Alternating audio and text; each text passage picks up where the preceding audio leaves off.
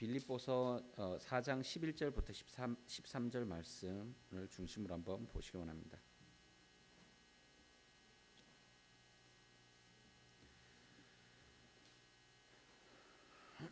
빌립보서 4장 11절부터 13절 말씀입니다. 제가 읽어 드리도록 하겠습니다.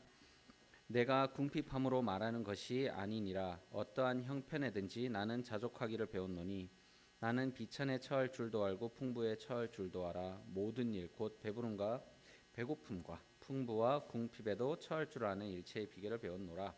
내게 능력 주시는 자 안에서 내가 모든 것을 할 수 있느니라.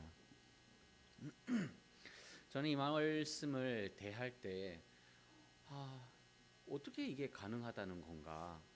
어떻게 이 바울은 어떠한 형편에든지 자족하기를 배웠다고 했는데 어떻게 이것을 배운 건가? 저는 도저히 못 배우겠더라고요. 저는 이제 그래서 참 고민이 되고 좀 고통스러운 말씀이었어요. 이 말씀이 어떻게 자족할 수 있다라는 건가? 그래서 일단은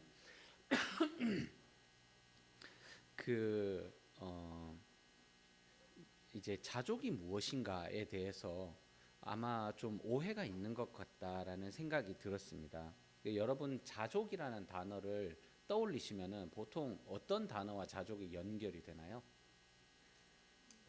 그냥 그 자족이라 하면은 뭐 어떤 가난, 그 다음에 부족함, 그 속에서도 그냥 뭐 넉넉치 않음, 뭐 이런 단어와 보통 자족이라는 단어가 연결이 저는 그렇더라고요. 저는 그래서 이 자족이라는 단어를 이제 사용을 하면은 가난하게 살아야 되는 거구나라는 생각이 들었는데, 그런데 그것은 저는 이제 오해라고 생각을 합니다. 자족이라는 것이 가난하게 살라는 말이 아니라고 저는 생각이 됩니다. 또한 이제 자족이라고 하면은 포기라는 단어하고도 보통 이 연결이 된다라고 보입니다. 나는 여기까지니까 나는 여기서 자족해야지. 그런데 자족이라는 단어는 포기와도 연결될 단어가 아니라고 생각을 합니다. 또 그렇다면 이제 반대말로 그러면은 이제 우리가 이제 포기하지 말고 우리가 그 주님 안에서 누리면서 살아야지라고 한다면은 이 누리면서 산다는 것이 과소비나 계획이 없는 소비나 혹은 내 능력 분수에 넘어서는 그런 소비를 지향하는 그런 것이 누리는 삶도 아닙니다. 그것은 관련이 없습니다. 이렇게 생각을 해보고 이제 다시 한번 말씀을 보겠습니다. 내가 궁핍함으로 말하는 것이 아니니라. 그렇습니다. 궁핍함으로 말하는 것이 아니라고 얘기합니다. 궁핍해서 자족한다란 말이 아닙니다. 궁핍함으로 말하는 것이 아니니라. 어떠한 형편에든지 나는 자족하기를 배웠노니, 이 자족이 어디랑 연결되는지 보시겠습니다. 나는 비천에 처할 줄도 알고 풍부에 처할 줄도 알아. 모든 일 곧 배부름과 배고픔과 풍부에도 처할 줄 아는 일체의 비결을 배웠노라. 이것이 자족입니다. 줄여서 말씀드리자면은 배부름과 내가 배가 부르든지 내가 배가 고프든지 그것과 상관없이, 그것과 상관이 없는 상태, 배부름과 배고픔이 나에게 영향을 끼치지 못하는 상태, 그것이 자족입니다. 그래서 자족하면서 사세요라고 하는 말이 너 가난하니까 가난하게 계속 그냥 가난한 상태로 사세요, 이 말이 아닙니다. 거기서 오해를 하시면 안 됩니다. 자, 요거를 하나 짚고 넘어가기를 원합니다. 자, 그런데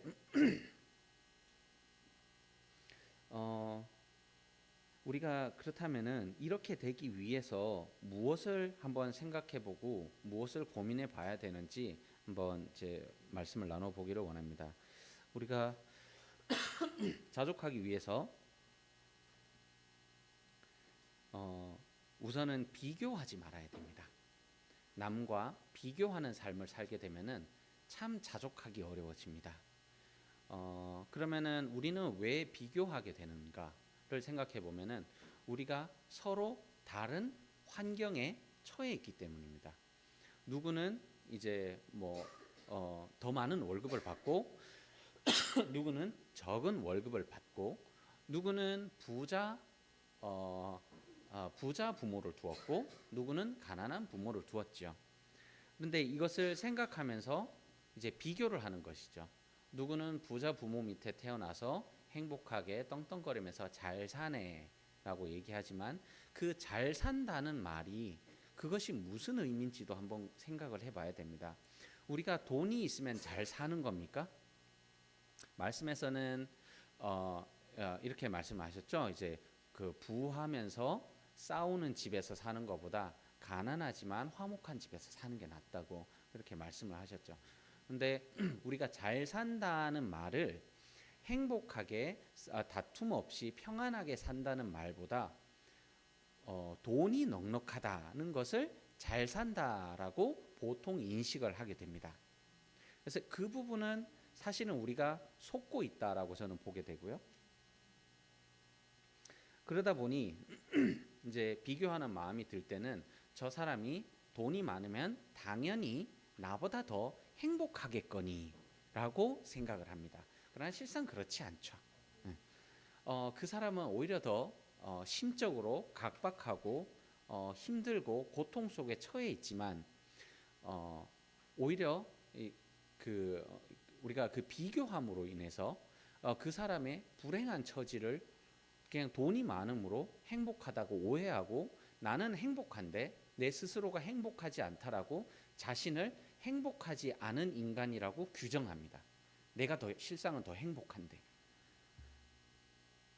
그거는 이제 우리가 거짓말에 속고 있다라고 봐야 되고요. 그러다 보니 우리가 어떤 상황에 처하게 됩니까?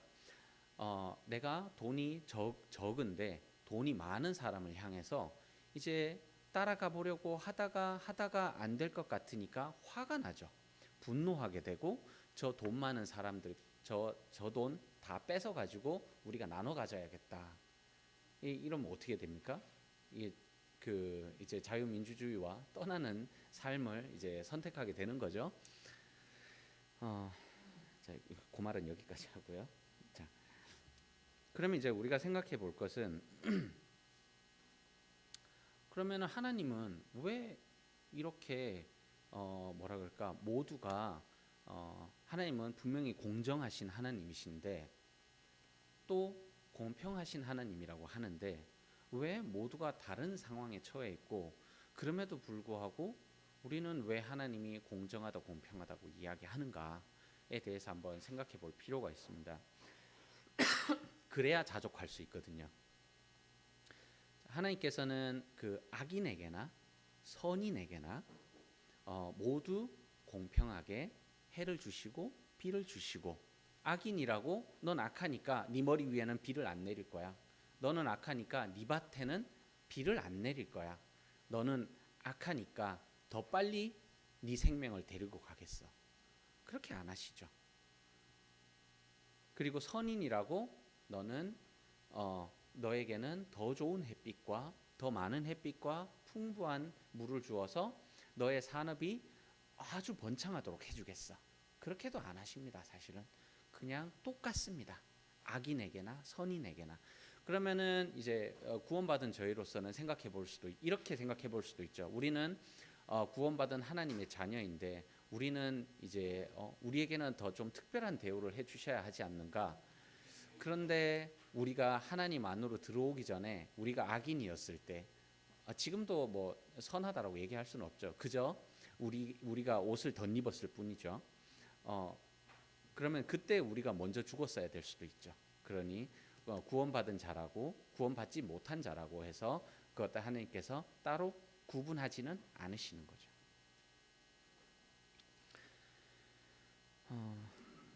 또한 이제 그 하나님께서 우리 모두에게 다 똑같은 것을 주신다라고 하면은 하나님은 근데 그렇게 세상을 저는 창조하지 않으신다라고 봅니다. 분명히 차등을 두시죠.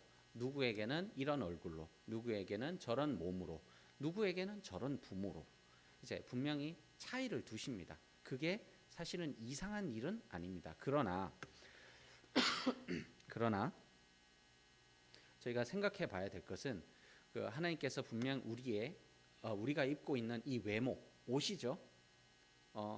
그러니까 키가 크고 키가 작고 누구는 사회적으로 일컬어서 잘생겼다, 누구는 이쁘다라고 일컬어지는 그런 옷과 그런 옷을, 그런 얼굴을, 외모를 가지고 태어났지만 그러나 그것은 어디까지나 우리의 옷일 뿐이고요. 우리가 입고 있는 옷일 뿐이고 우리의 영혼, 우리의 영은 그것과 상관이 없다라는 거죠.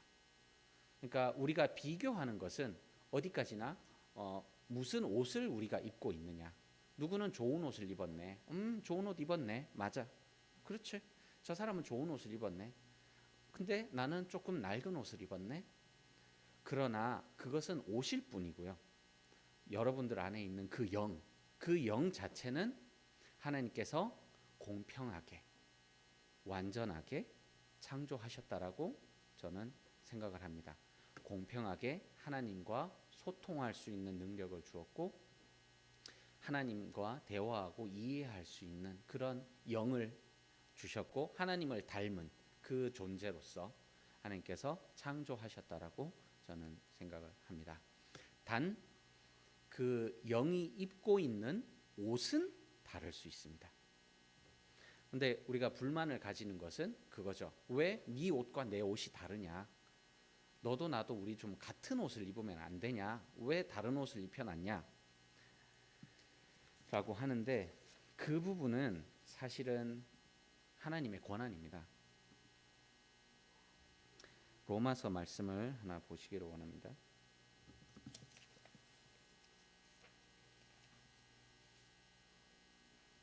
로마서 9장 9절 19절부터 보시겠습니다.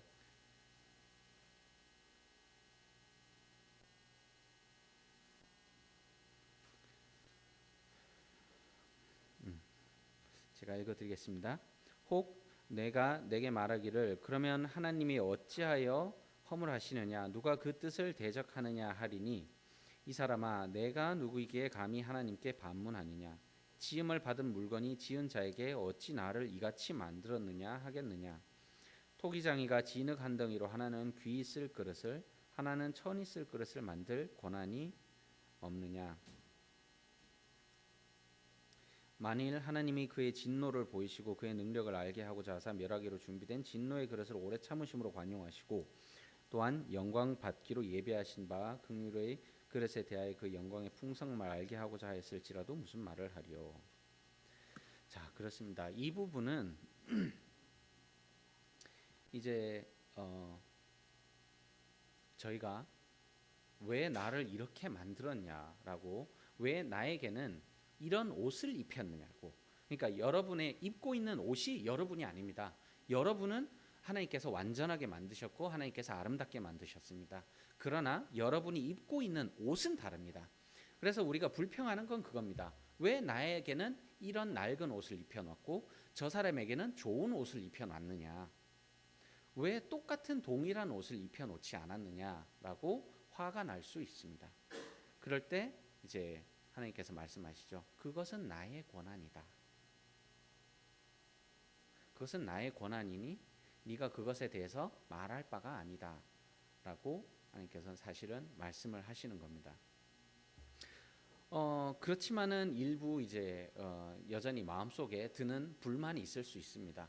그건 알겠는데 그래도 기왕이면은 모두에게 좀 좋은 옷을 입혀주면 안 될까?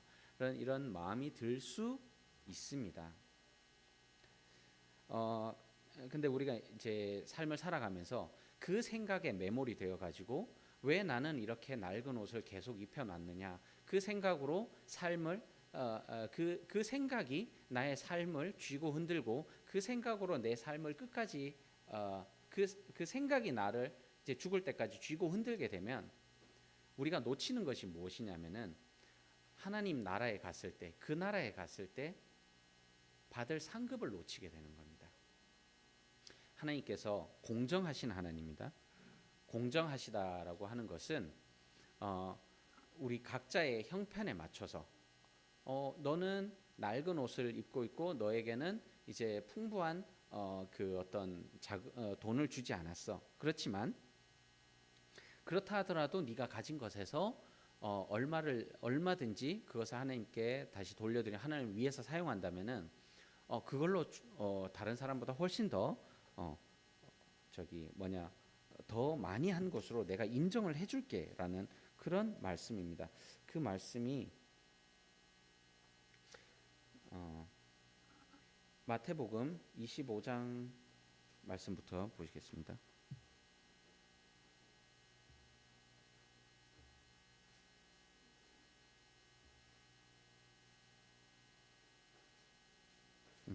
죄송합니다. 마태복음 25장이 아니라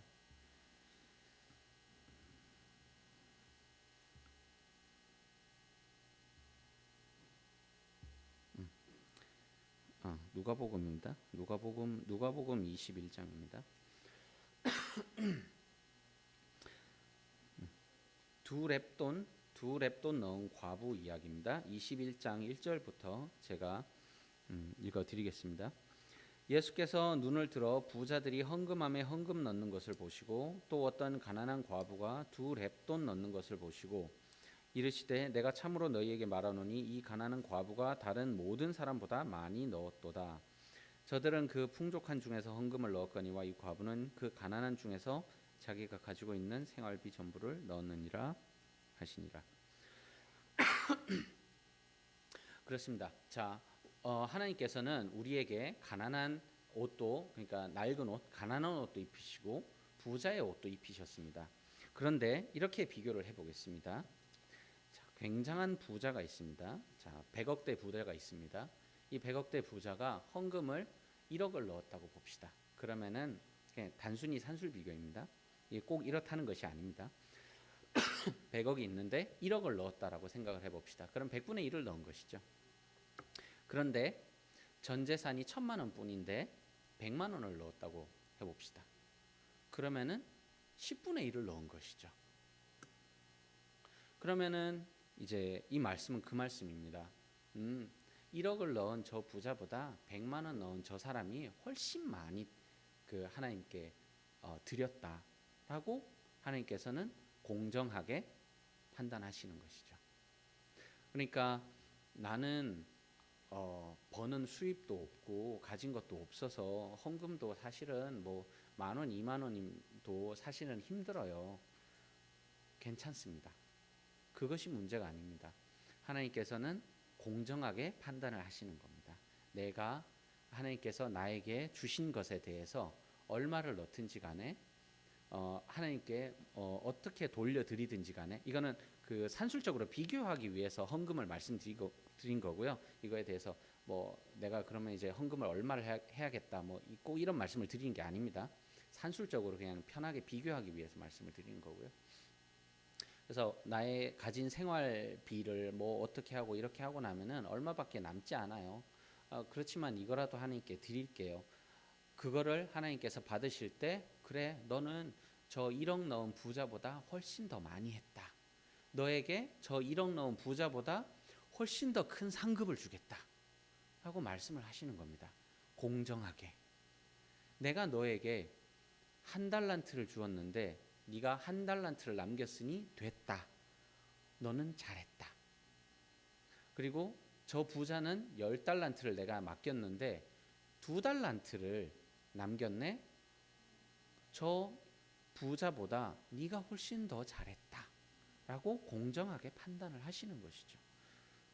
그래서 그런 부분에 있어서 저희가 마음의 어려움을 가지고 나는 이거밖에 안 되는데 이거밖에 돌려드릴 게 없는데 나를 왜 이렇게 만드셔가지고 나는 이런 거밖에 못하게 만드느냐라고 생각하실 필요가 없다는 것이죠. 하지만 가진 자들은 두려워해야 됩니다.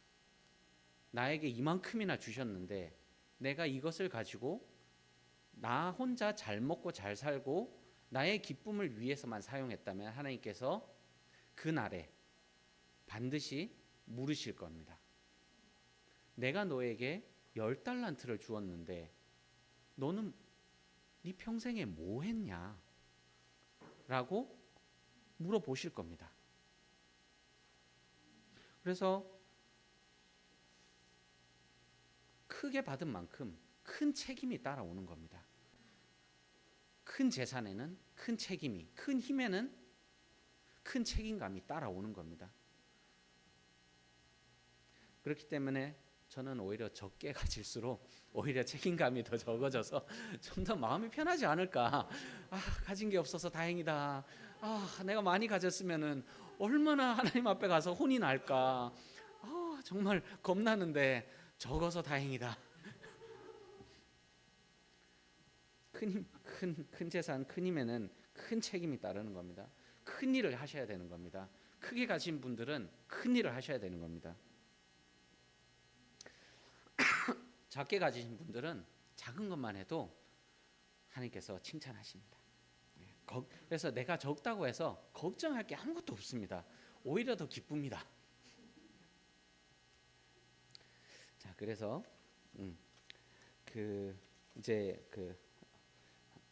빌립보서 말씀을 다시 한번 돌아가서 다시 한번 읽어보시기를 원합니다. 내가 궁핍함으로 말하는 것이 아니니라. 어떠한 형편에든지 나는 자족하기를 배웠노니 나는 비천에 처할 줄도 알고 풍부에 처할 줄도 알아. 모든 일 곧 배부름과 배고픔과 풍부에도 처할 줄 아는 일체의 비결을 배웠노라. 내게 능력 주신 자 안에서 내가 모든 것을 할 수 있느니라. 그래서 이것을 자 다시 한번 생각을 해보시면은 바울의 고백처럼 우리는 하나님 안에서 참 무엇이든지 할 수 있습니다. 그리고 무엇이든지 할 수 있는데 그 전에 뭐가 선행이 되어야 되냐면은 바울이 자신의 길을 걸어가는 동안 풍부함과 비천함을 동시에 경험합니다. 풍부함도 경험하고 비천함도 경험하지만 그것이 바울이 가는 길에서 떨어뜨리지 못하게 하는 겁니다. 그러니까 나는 풍부할 수도 있고 나는 비천할 수도 있습니다. 그러나 그 풍부함과 비천함이 내가 하나님을 향해 나가는 그 길에서 그 여정에서 떨어뜨리지 못하게 한다는 것입니다. 그것이 나의 삶에 상관이 없다는 것입니다.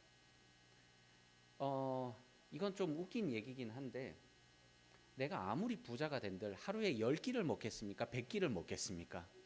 내가 먹는 건 3끼거든요. 더 먹으면 빨리 죽겠죠. 여튼 아무리 풍부해도 할 수 있는 그 한도치가 있고 뭐 가난해도 결국 뭐 사실 살아가는 것은 뭐 물론 이제 정도의 차이는 있겠지만은 그 어떤 정도 이상의 차이를 벗어나진 않는다라는 것이죠.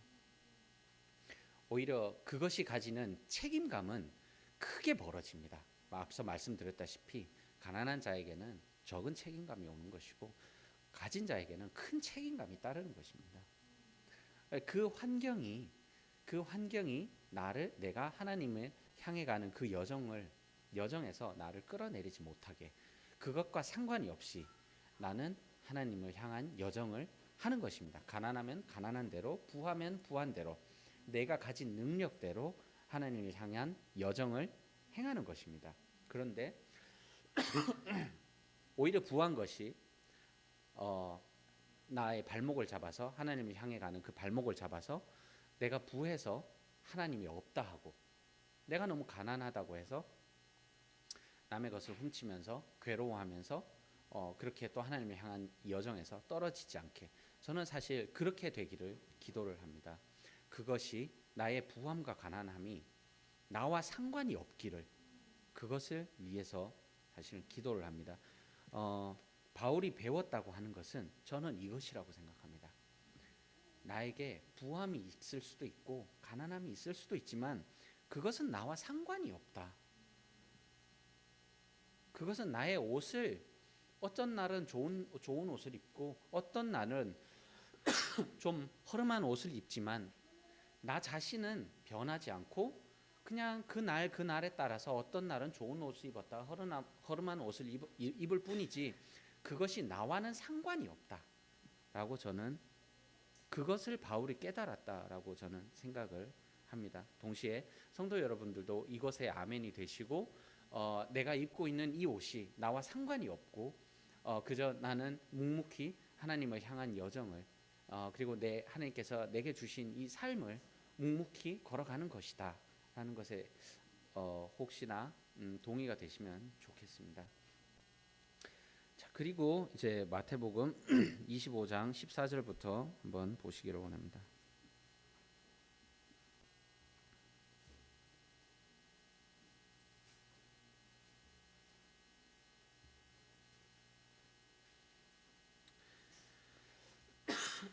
자, 달란트의 비유입니다. 제가 봉독해 드리도록 하겠습니다. 또 어떤 사람이 타국에 갈 때 그 종들을 불러 자기 소유를 맡긴 것 같으니 각각 그 재능대로 한 사람에게는 금 5달란트를 한 사람에게는 2달란트를 한 사람에게는 1달란트를 주고 떠났더니 5달란트를 받은 자는 바로 가서 그것으로 장사하여 또 5달란트를 남기고 2달란트 받은 자도 그같이 하여 또 2달란트를 남겼으되 1달란트 받은 자는 가서 땅을 파고 그 주인의 돈을 감추어 두었더니 오랜 후에 그 종들의 주인이 돌아와 그들과 결산할세 5달란트 받았던 자는 5달란트를 더 가지고 와서 주인에게 이르되 주인이여 내게 5달란트를 주셨는데 보소서 내가 또 5달란트를 남겼나이다. 그 주인이 이르되 잘하였다 착하고 충성된 종아 내가 적은 일에 충성하였음에 내가 많은 것을 내게 맡기리니 내 주인의 즐거움에 참여할지어다 하고 또 2달란트 받았던 자도 와서 이르되 주인이여 내게 2달란트를 주셨는데 보소서 내가 또 2달란트를 남겼나이다. 그 주인이 이르되 잘하였다 착하고 충성된 종아 내가 적은 일에 충성하였음에 내가 많은 것을 내게 맡기리니 내 주인의 즐거움에 참여할지어다 하고 1달란트를 받았던 자는 와서 이르되 주인이여 당신은 굳은 사람이라 심지 않은 데서 거두고 해치지 않은 데서 모으는 줄을 내가 알았으므로 두려워하여 나가서 당신의 달란트를 땅에 감추어 두었었나이다. 보소서 당신의 것을 가지셨나이다. 그 주인이 대답하여 이르되 악하고 게으른 종아 나는 심지 않은 데서 거두고 해치지 않은 데서 모으는 줄로 내가 알았느냐. 그러면 내가 마땅히 내 돈을 취리하는 자들에게나 맡겼다가 내가 돌아와서 내 원금과 이자를 받게 했을 것이니라 하고 그에게 그 1달란트를 빼앗아 10달란트 가진 자에게 주라. 무릇 있는 자는 받아서 풍족하게 되고 없는 자는 그 있는 것까지 빼앗기리라. 이 무익한 종을 바깥 어두운 데로 내쫓으라. 거기서 슬피 울며 이를 갈리라 하니라. 이 말씀이 제가 앞서 드린 말씀을 이제 대체하는 말입니다. 많이 받은 자는 여기서는 이제 반대의 얘기죠. 자, 많이 받은 자가 더 열심히 일하고 더 열심히 남겨서 그 주인의 나라가 임했을 때 그 주인에게 주인이여 보소서 내가 주인께서 내게 주신 걸로 많이 남겨서 주인께 돌려드립니다. 그런데 1달란트 받은 자는 이거 1달란트 가지고 도대체 뭘 하란 얘기입니까? 내가 가진 게 이거밖에 안 되는데 이걸로 뭘 합니까? 이걸로 뭘 합니까? 난 이걸로 할 수 있는 게 없어요. 그러니 당신이 주셨던 거 그냥 가져가세요. 이게 어찌 보면은 참 사실은 참 슬픈 얘기긴 한데 우리의 대부분의 사람들은 사실은 넉넉하지 않습니다. 넉넉한 사람 많지 않습니다. 대부분 그냥 그렇게 살아가는 거죠. 그렇죠? 아주 극소수의 몇몇만이 우리 인구가 이제 70억인가요? 80억인가요? 그 중에 그냥 손꼽을 만한 몇 사람만이 그렇게 뉴스에 나오고 그렇게 살아가는 거죠, 사실은. 그런데 그 사람을 보면서 하나님, 저 사람한테는 10달 아니야. 저 사람 10,000달란트는 주신 것 같아요. 근데 나한테 1달란트 주셨잖아요. 이거 가지고 나 뭐 하란 얘기입니까? 그냥 주인 거 그냥 가져가세요. 이렇게 얘기했더니 주인이 뭐라고 얘기합니까? 이 무익한 종아. 이 무익한 종아 라고 말씀하시는 겁니다. 가진 자, 많이 받은 자도 책임감이 크지만 적게 받았다고 해서 책임감에서 사실 자유로운 것도 아닙니다. 적게 받았으면 적게 받은 대로 그것을 가지고 남기는 것이죠.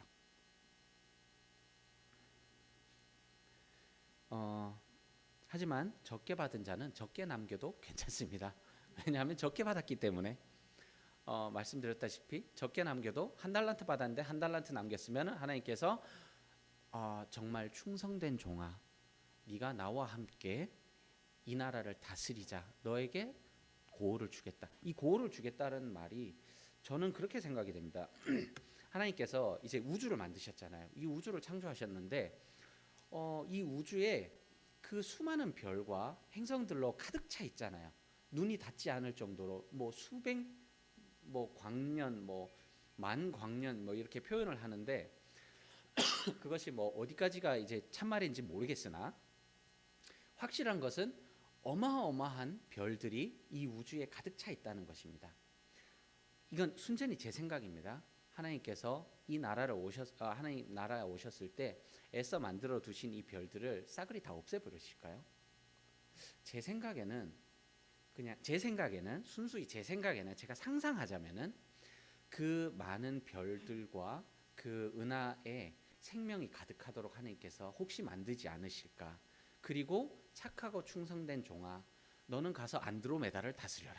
너는 가서 저 은하계를 다스려라. 너에게는 저 별들과 저 행성들을 주겠다. 그곳을 네가 다스려라. 혹시 그렇게 하지 않으실까요? 그러면은 여러분의 이름으로 이제 여러분이 그 별들의 주인이 되는 거죠. 그 별들의 주인이 되고 그곳에 생명이 가득하고 하나님의 그 능력이 은혜가 가득한 그 별들을 이렇게 사실 영원히 돌아다녀도 그걸 언제 다 보겠습니까? 그런 생명이 잎사귀 하나만 봐도 하나님의 그 지혜를 저희가 감히 나뭇 잎사귀 하나를 봐도 감히 그 지혜를 가늠할 수가 없는데 그 수많은 생명이 가득한 그 우주 은하를 언제 다 돌아다녀 보면서 그것을 저희가 그 은혜를 감히 가늠할 수가 있겠습니까? 그래서 이제 열심히 하시면은 은하계를 받으실 거고 열심히 안 하시면은 별 하나 받으시겠죠. 그래서 열심히 하셔서 받은 바대로 열심히 하셔서 넓은 은하계를 받으시고 그곳에 생명이 가득한 곳에서 하나님을 찬양하면서 그곳을 다스리시면서 그곳의 주인이 되셔서 이제 영원토록 하나님을 찬양하면서 사실 수 있는 기회가 지금입니다. 그 기회가 지금입니다. 근데 이 기회 동안 하나님 저한테 뭐 주셨다고 저한테 뭘 달라고 하시는 거예요? 제가 가진 게 뭐 있다고 저한테 뭘 달라고 하시는 거예요? 라고 하면은 하나님께서 그날에 그래 너한테 준 거 없지. 그러니 네가 가진 것도 내가 다 가지고 가서 저 열심히 한 자에게 주겠다. 네 이름으로 저 은하계를 예약을 해뒀었는데 다른 사람 줄게. 이렇게 하시겠죠. 장난이 아닙니다. 진짜 그렇게 하실 겁니다. 자, 그러면은 어떻게 해야 되느냐? 우리가 받은 달란트를 잘 투자를 해야 되겠죠. 우리가 받은 달란트를 투자한다는 것은 어떤 것일까요? 어떻게 하면 우리가 받은 달란트를 잘 투자해서 우리가 안드로메다 저 넓은 별들을 받고 하나님과 영원히 다스릴 수 있게 될까요? 저는 이렇게 생각합니다.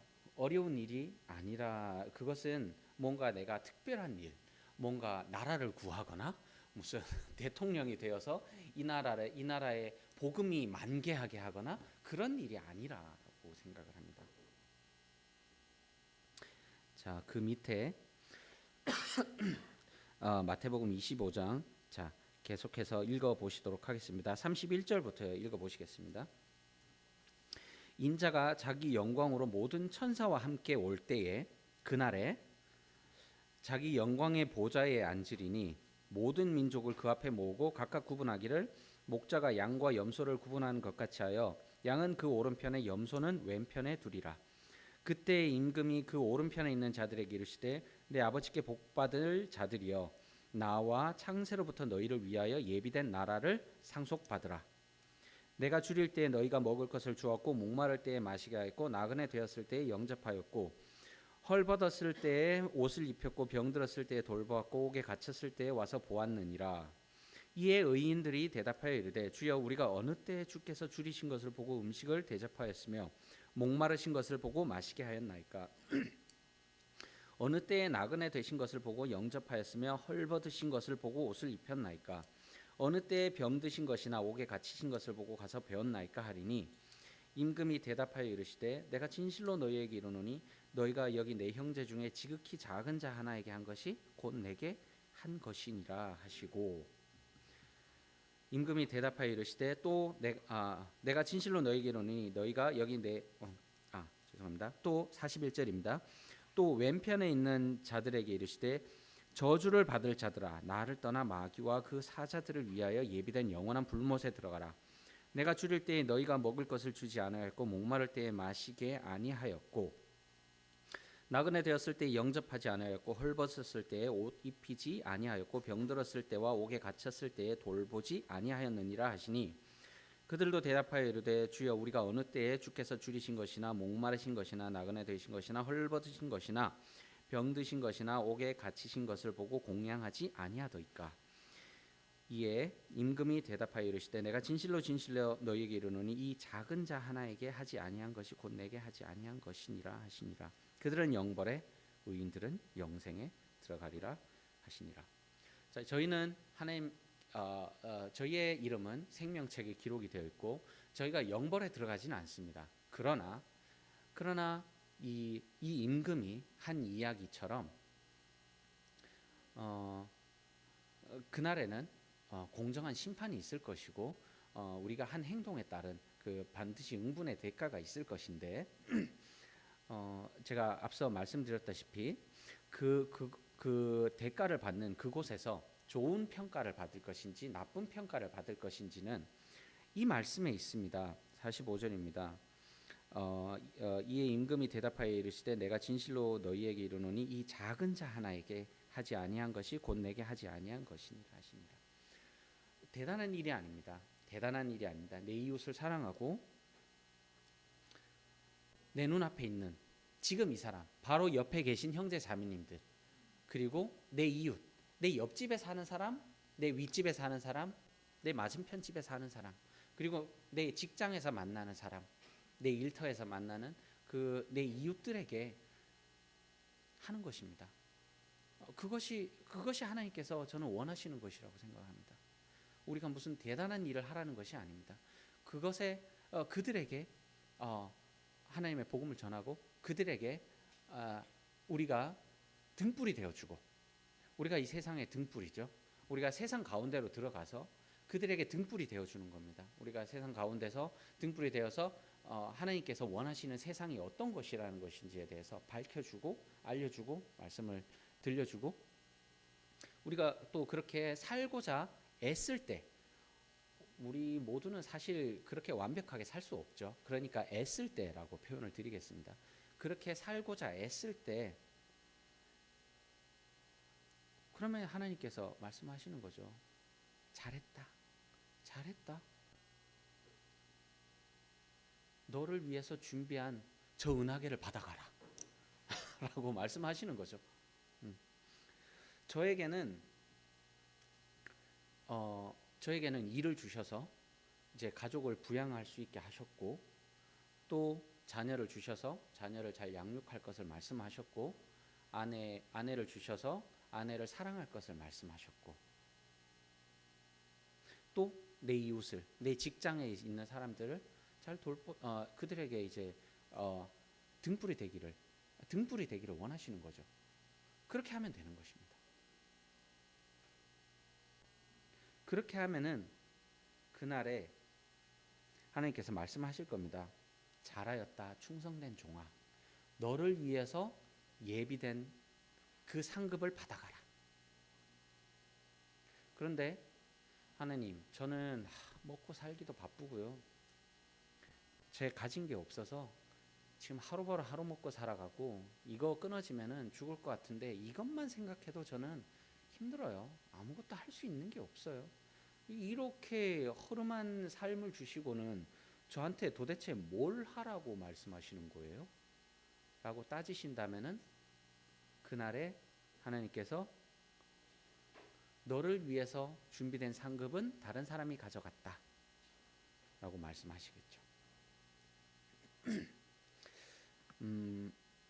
이것을 위해서 우리가 이제 생각해 봐야 될 것은 여러분은 영원히 삽니다. 여러분은 영원히 삽니다. 여러분은 죽지 않습니다. 여러분은 옷을 갈아입는 것이죠. 여러분은 이 세상에서 육신이라는 옷을 입고 있다가 여러분 자체는 변하는 것이 없습니다. 여러분 안에 있는 영은 그대로입니다. 단지 여러분이 입고 있는 이 이 옷을 벗고 그 삶을 그냥 그대로 이어가는 것입니다. 여러분의 삶은 끊어지지 않습니다. 처음부터 끝까지 영원히 이어집니다. 단지 지금은 옷을 입고 있지만 어느 순간이 되면은 그 옷을 벗고 변화된 몸으로 하나님 나라에 들어가게 되는 그런 것뿐입니다. 단순히 별다른 게 있는 게 아닙니다. 삶이 뭔가 굉장히 삶과 죽음의 경계는 뭐가 굉장하고 뭔가 다르고 그런 것이 아닙니다. 이 삶은 그냥 영원한 삶을 살아가기 위해서 준비하는 시간이고 이 삶을 주어진 대로 충실하게 했을 때 100년밖에 안 되잖아요. 100년밖에 안 되잖아요. 우리가 만년을 산다고 했을 때 100년 동안 준비하고 만년 동안 잘 살래, 100년 동안 불평하고 불만만 가지고 만년 동안 힘들게 살래라고 얘기하면은 여러분 무슨 선택하시겠습니까? 내가 100년 동안 진짜 똥밭에서 구르더라도 정말 그렇게 힘들더라도 난 그렇게 살래. 대신 만년 동안 난 잘 살 거거든. 그게 합리적인 선택 아닐까요? 여러분 앞으로 영원한 삶이 기다립니다. 영원한 도저히 끝을 알 수 없는 삶이 여러분을 사실 여러분은 이미 살고 있습니다. 그 시작점에 있습니다. 여러분 끝이 아니죠. 여러분 그 시작점입니다. 겨우 100년도 안 됐습니다. 아직 여러분 이 삶을 시작한 지 100년도 안 됐어요. 영원한 삶이 남아 있어요. 그 삶을 잘 준비하시고 은하계를 받으시고 그날에 왔을 때 잘하였다 충성된 종아, 그곳에 내가 너를 위해 준비한 그곳에 나의 능력으로 아름답게 해줄 테니 그곳을 다스려라 할 때 주여 감사합니다. 내가 한 것이 아무것도 없지만 주께서 이렇게 제게 은혜를 베풀어 주시는군요. 제가 무엇을 했습니까? 네가 무엇을 했냐고? 내가 너의 이웃을 돌보았고 네 직장에서 성실하게 일했고 그곳에서 사람들에게 등불이 되어 주었지 않느냐. 그러니 너는 이것을 받을 자격이 있다 라고 말씀하신 것이죠. 그래서 맡은 바 달란트대로 성실한 삶을 사시고 하나님께서 여러분을 위해 이미 준비해 두신 상급을 받아가시기를 원합니다. 또한 한 가지가 더 있습니다. 남들이 안 하면은 그 상급 저희가 받아가는 겁니다. 추가로 보너스로 받아가는 겁니다. 열심히 사시기를 간구를 드립니다. 감사합니다.